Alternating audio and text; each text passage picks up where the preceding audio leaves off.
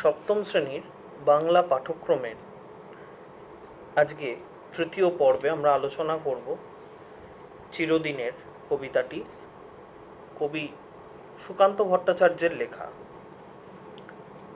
কবি সুকান্ত ভট্টাচার্যের লেখা যে কোনো সাহিত্য প্রসঙ্গে বলতে গেলে আমাদের প্রথমেই যেটা মনে পড়ে যে কবির বিদ্রোহী সত্তার কথা। কবি সুকান্ত ভট্টাচার্য তিনি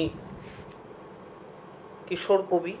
তার কবিতায় তারুণ্যের জয়গান, তার কবিতায় বিপ্লবের জয়গান, তার কবিতায় বারংবার ফুটে উঠেছে শোষিত, নিপীড়িত, লাঞ্ছিত মানুষের কথা, সাম্যবাদের কথা। এমন কবিতা তার প্রচুর।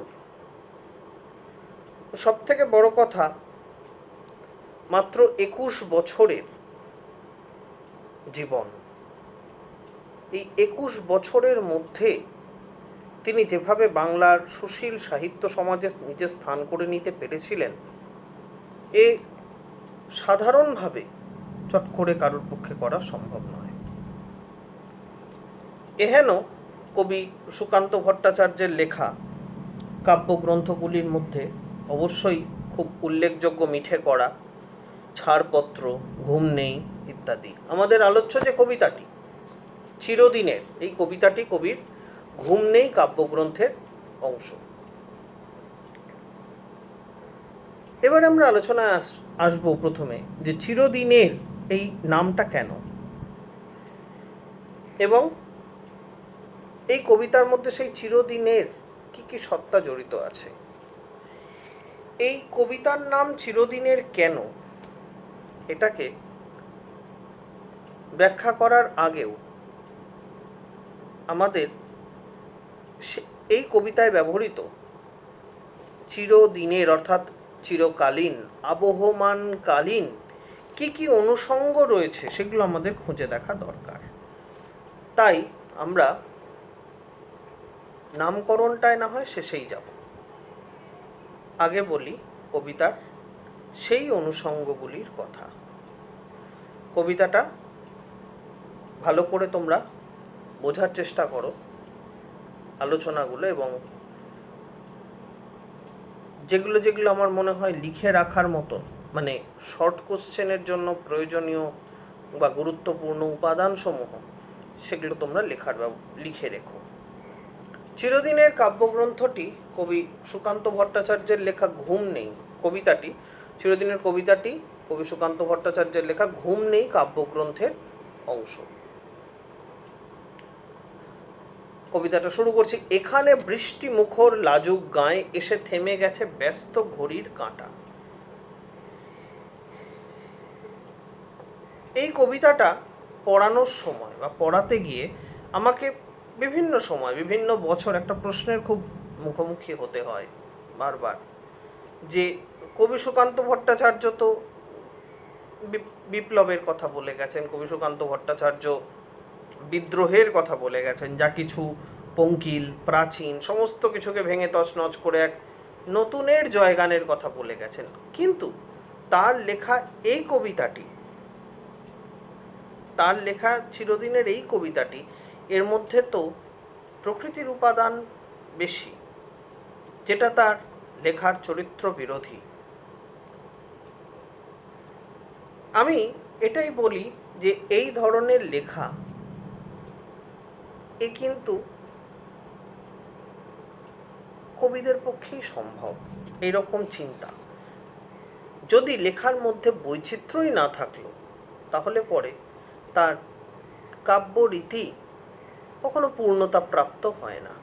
কবি জীবনানন্দ দাশ তার বেশিরভাগ লেখা জুড়ে থেকেছে প্রকৃতি, অথচ তিনি তার রচনা জীবনের কাব্য জীবনের শেষ পর্যায়ে এসে লিখেছেন 1946-47 নামে একখানি কবিতা, যেটা আদৌ কোনোভাবেই জীবনানন্দ দাশের সঙ্গে মিল খায় না।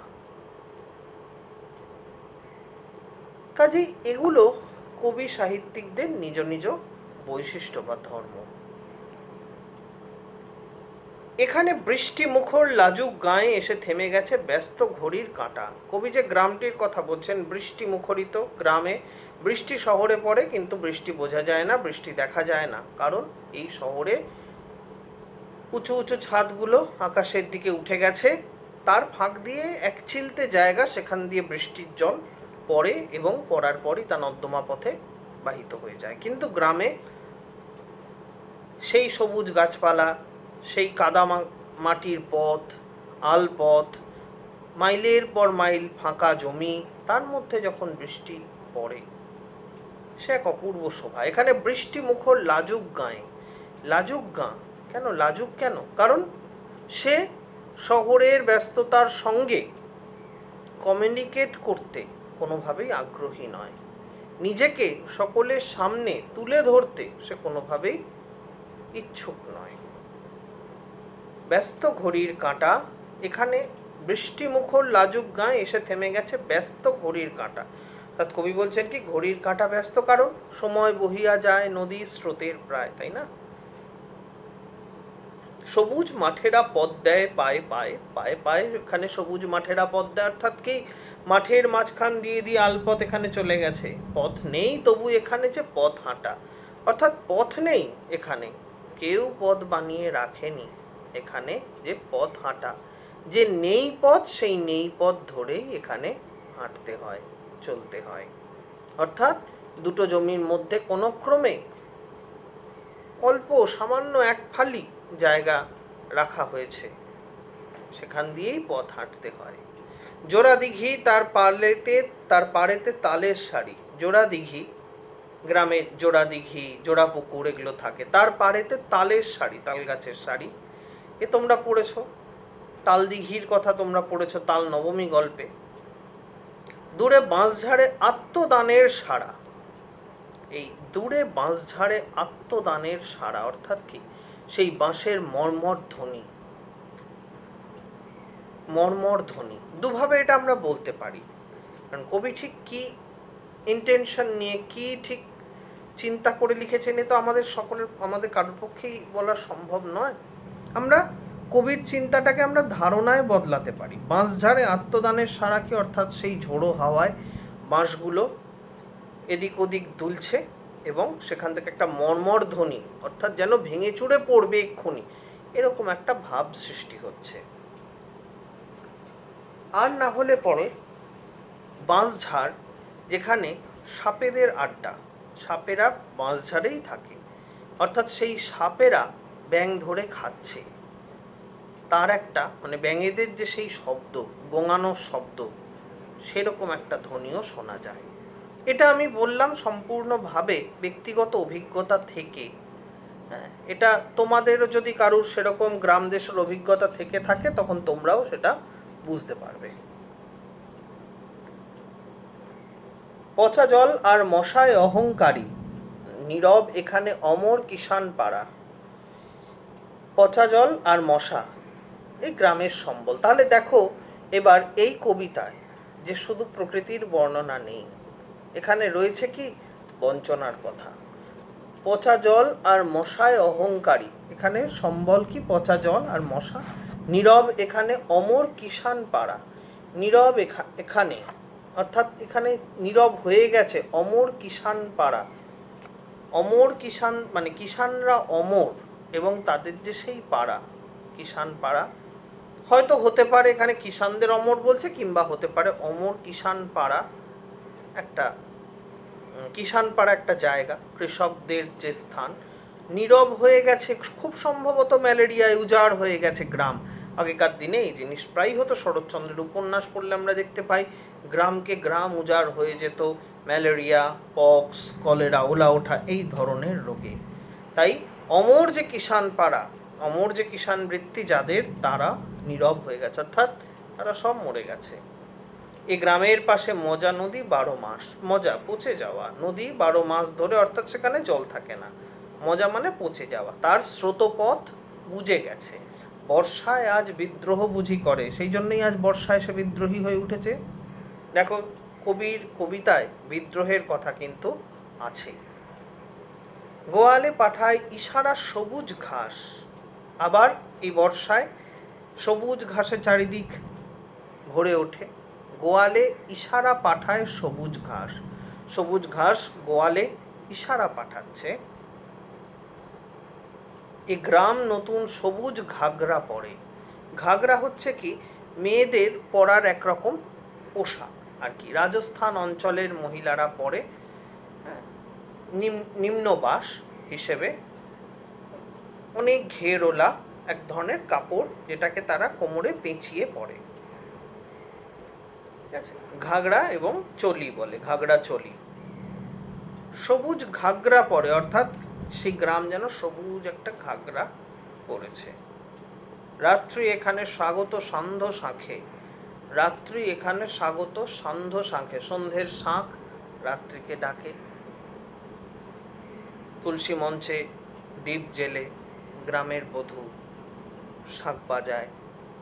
কিষানকে ঘরে পাঠায় যে আলপথ। সূর্য ডুবে গেলে কিষান আলপথ ধরে ফিরে চলে ঘরের দিকে। বুড়ো বটতলা পরস্পরকে ডাকে, সন্ধ্যা সেখানে জড়ো করে জনমত।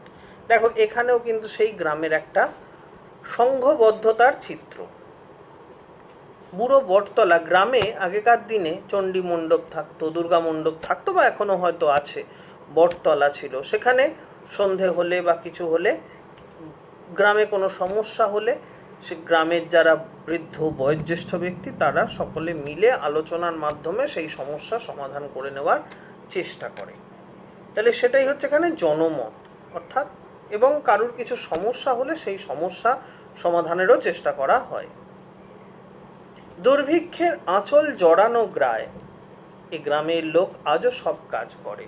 অর্থাৎ ফসল যেমন হয় তেমনি আবার কোনো কোনো বছর হয় কি অজন্মা, বৃষ্টি হয় না বা অতিবৃষ্টি হয়, ফসল অনাবৃষ্টিতে শুকিয়ে যায়, অতিবৃষ্টিতে মাঠের ফসল মাটিই পচে যায়।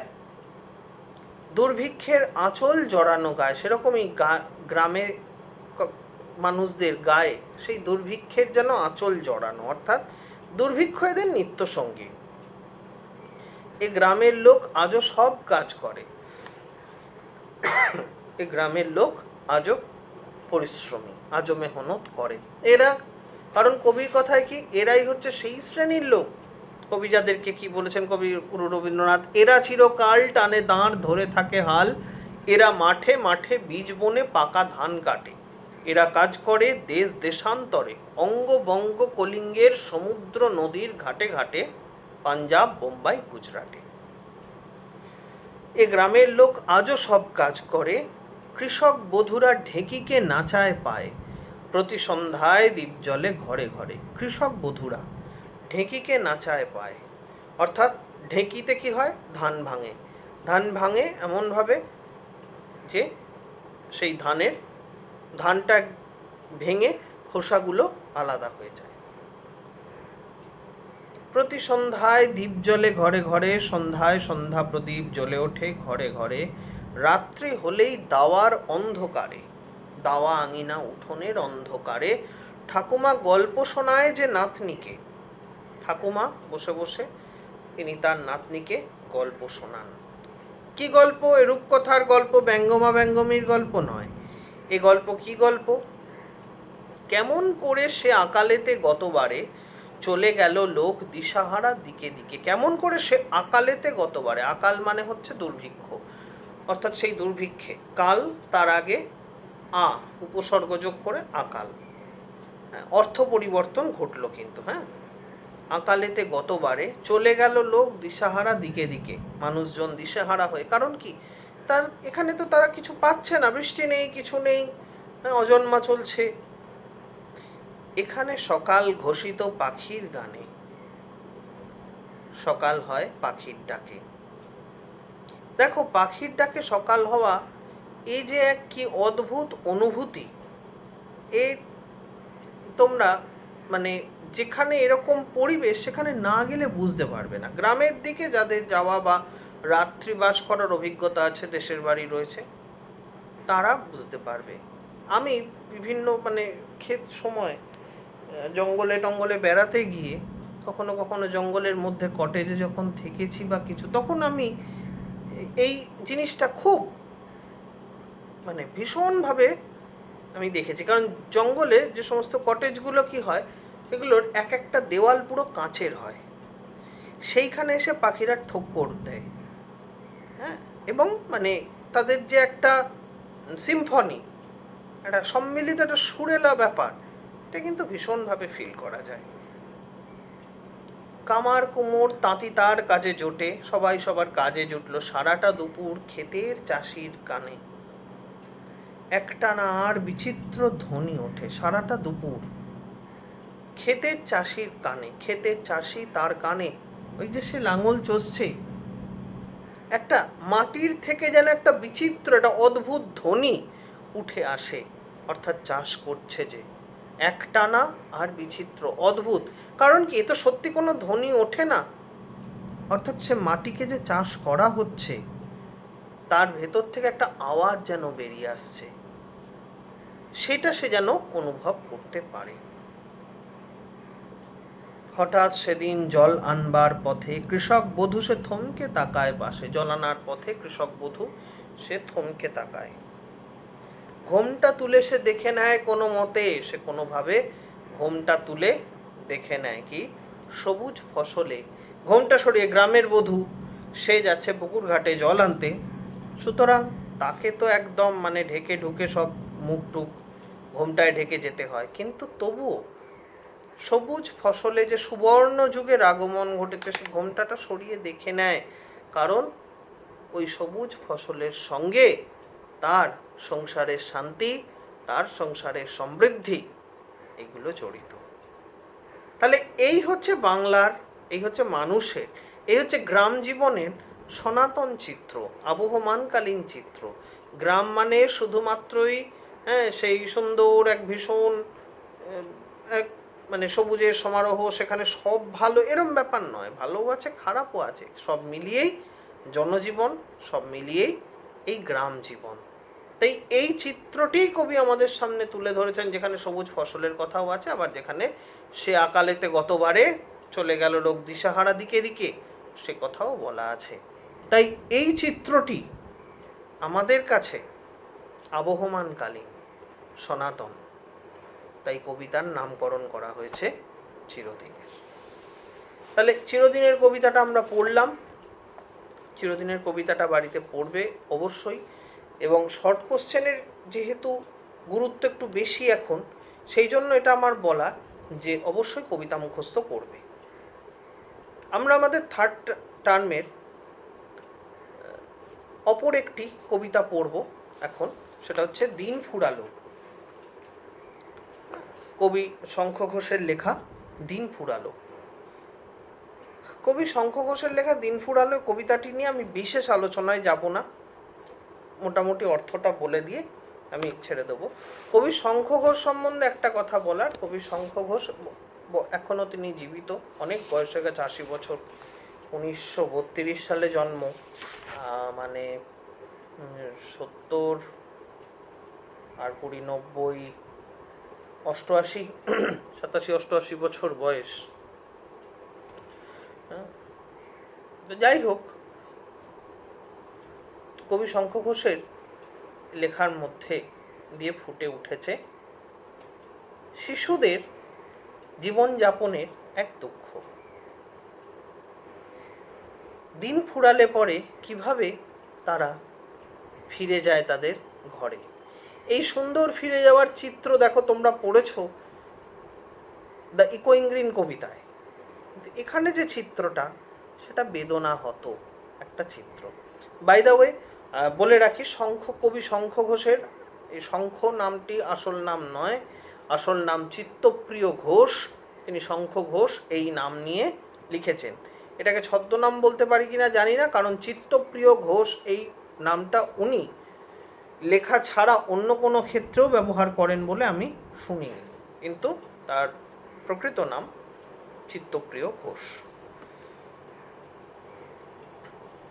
দিন ফুরালো কবিতায় একটা দিনের অবসান ঘটলে পরে কি ঘটছে সেটা আমরা কবির এখানে পড়ব।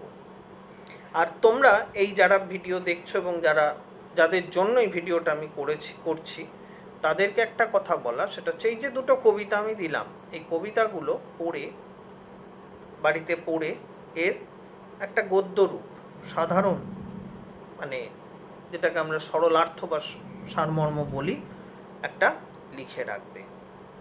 তাহলে পরে যখন পরবর্তী ক্ষেত্রে পরীক্ষার জন্য প্রস্তুত হবে তখন ওটা যথেষ্ট হেল্পফুল হয়ে উঠবে।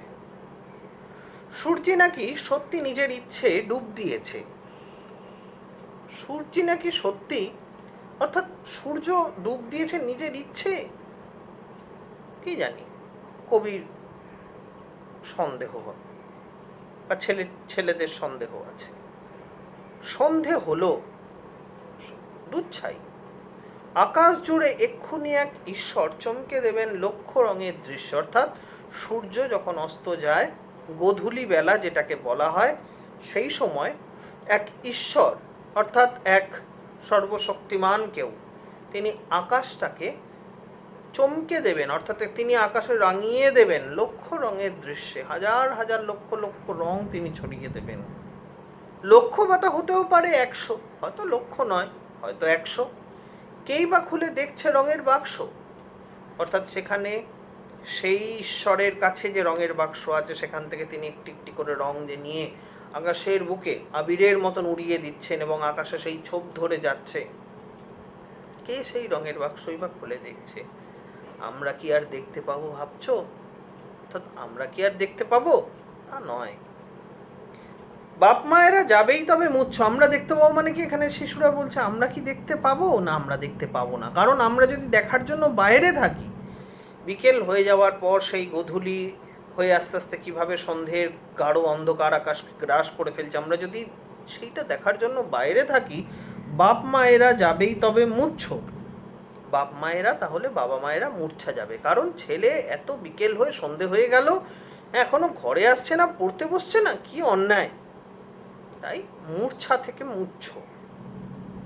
পাখির শাড়ি যেমন ধানের গুচ্ছে আধার ফেলে ঘরের, অর্থাৎ পাখির শাড়ি সারাদিন কি করেছে?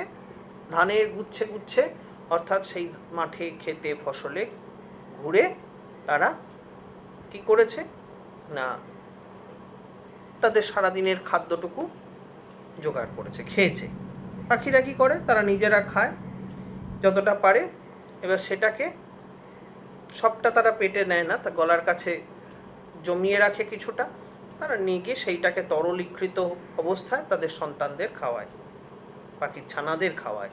কিন্তু এখন আধার ফেলে ঘরের দিকে উঠছে, এখন আর তাদের খাওয়ার টান নেই, এখন তাদের বাসায় ফেরার সময় হয়ে গেল। তেমনি এবার ফিরতে হবে সত্যি নিজের নিজের মন খারাপের গর্তে। মন খারাপের গর্ত মানে কি? সেই ছোট ছোট ঘর, লিটল বক্সেস যাকে বলছে, বিখ্যাত গান পিট সেকেন্ডের little boxes on the hilltop. হ্যাঁ, ছোট বাক্স, সেই মন খারাপের গর্তে, অর্থাৎ এই খুদে খুদে ছোট ছোট ঘরে আমাদেরকে ঢুকে যেতে হবে।